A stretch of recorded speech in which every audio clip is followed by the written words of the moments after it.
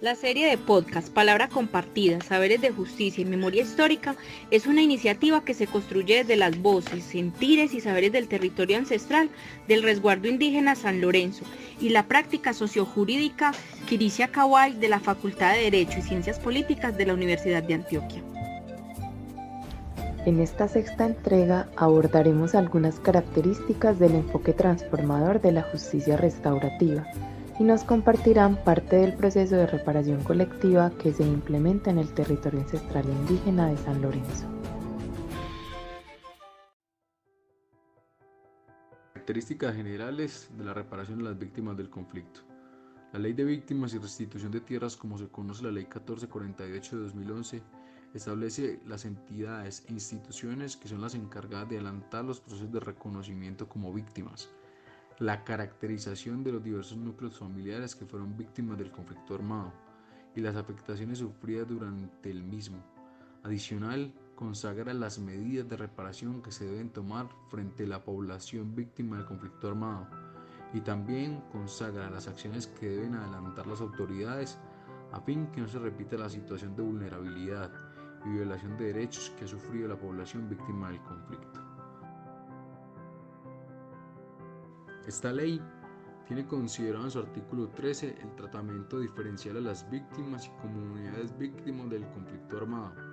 lo que implica que debe de hacerse un análisis contextual, legal, de salud, alimenticio, de seguridad, familiar, entre muchas otras características que permitan identificar las particularidades de cada caso, en lo referente a la forma de vida previa, los medios de vida, la estructura y composición del núcleo familiar, además de la victimización, los grupos inmersos en el proceso de victimización, los tiempos de los hechos, las consecuencias de los hechos en la vida,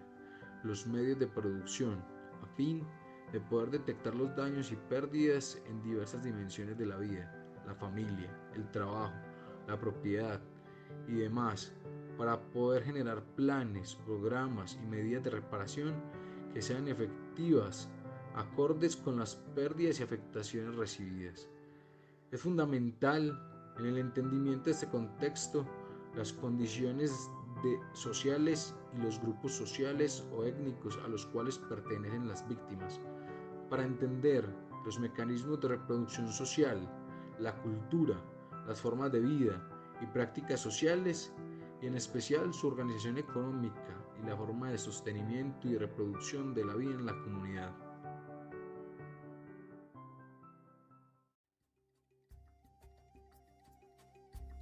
El entendimiento de esas variaciones en la vida de las víctimas, individuales o colectivamente hablando, causadas por el conflicto armado, permite, como lo plantea Johan Galtung, realizar una intervención y en ese caso una reparación transformadora a las víctimas del conflicto armado mediante los diversos mecanismos de reparación, rehabilitación y no repetición a las víctimas. Reparación transformadora que tiene varios objetivos, entre los que se encuentran superar las condiciones de vulnerabilidad, pobreza, exclusión, abandono y daño causadas por los diversos hechos victimizantes y generar condiciones sociales, económicas, jurídicas, técnicas y financieras que permitan prevenir la ocurrencia de nuevos hechos y que permitan transformar las condiciones de violencia estructural y exclusión que facilitaron la victimización por cualquiera de los agentes que la haya cometido.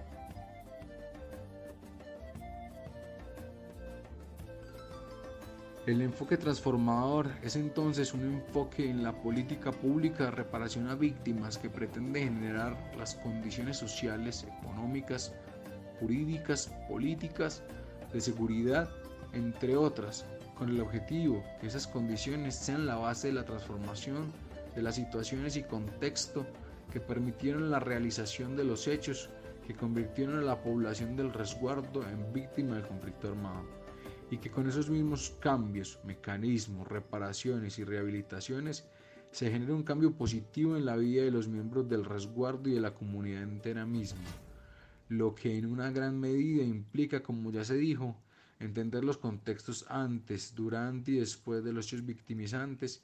y los mecanismos que la comunidad considera idóneos, acompañada por profesionales para hacer una reparación transformadora.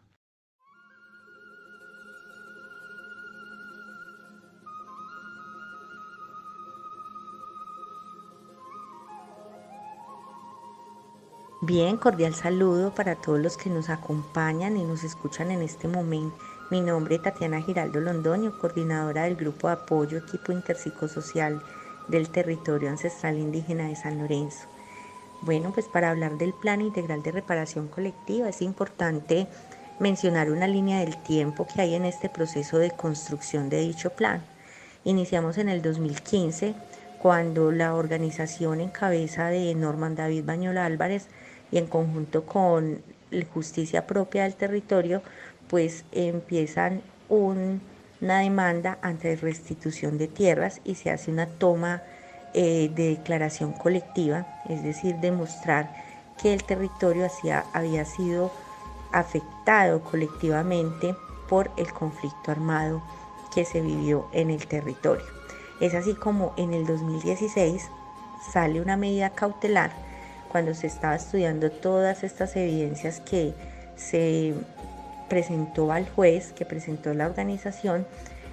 pues sale una medida cautelar antes de la sentencia definitiva. Y en esta medida cautelar, dentro de varias órdenes que dan a diferentes entidades del Estado, pues hay una con competencia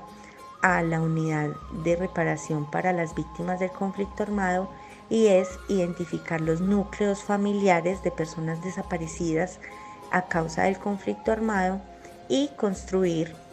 en conjunto con la comunidad una estrategia de atención psicosocial y espiritual para las víctimas del conflicto armado. Entonces, en ese entonces se conformó el equipo interpsicosocial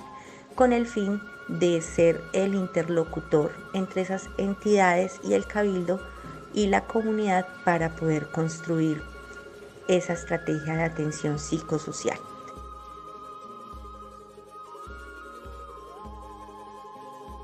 En el 2017 llega la unidad para las víctimas y encuentra pues que de la declaración colectiva que se realizó, pues efectivamente hay evidencias suficientes para declarar al territorio ancestral indígena de San Lorenzo como víctima del conflicto armado, y es por eso que se empieza una fase de alistamiento para la preparación del Plan Integral de Reparación Colectiva. Para ese entonces la unidad dice que debe contar con un grupo de apoyo de la comunidad, con comuneros del territorio para la construcción de dicho plan. Entonces, con la existencia ya que tenía el equipo interpsicosocial y la experiencia que ya había dado en la construcción de la estrategia de atención psicosocial, desde la organización, desde el Cabildo Central de ese entonces, se da la directriz de que sea este equipo interpsicosocial el grupo de apoyo para empezar a movilizar con la comunidad todo lo que tiene que ver con el Plan Integral de Reparación Colectiva.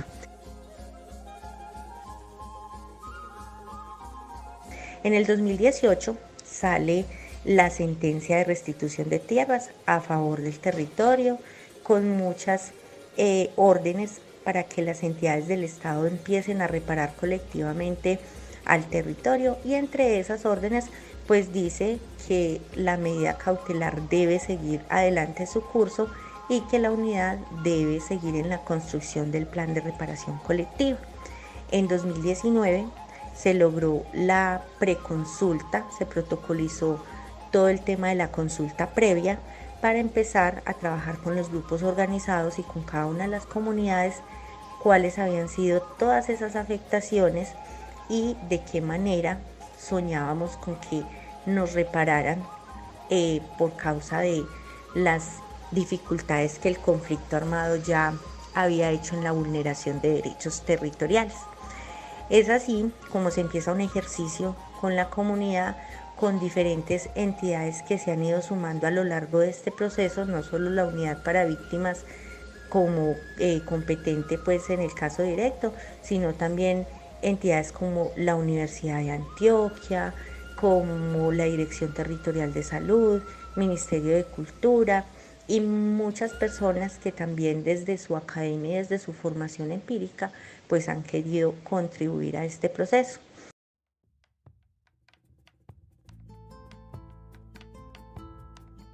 En el 2021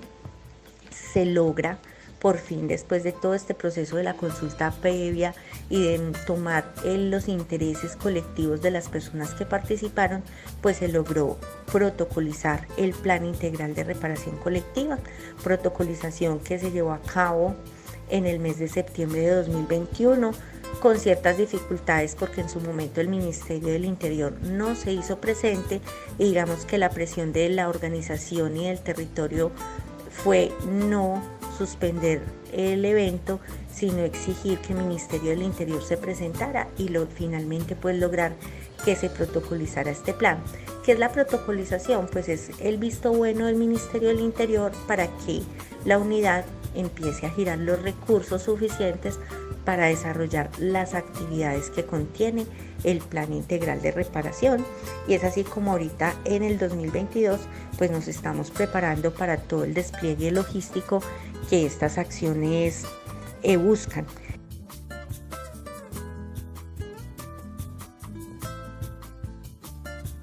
Estas acciones en sí van a fortalecer y a reivindicar todos esos derechos que se vulneraron a través de o por medio del conflicto armado, y es entonces reivindicar todas las prácticas colectivas, los proyectos colectivos, el autorreconocimiento y reconocimiento del territorio,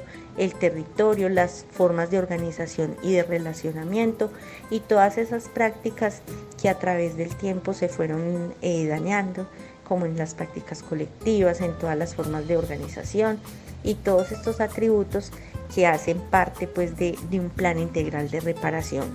colectiva.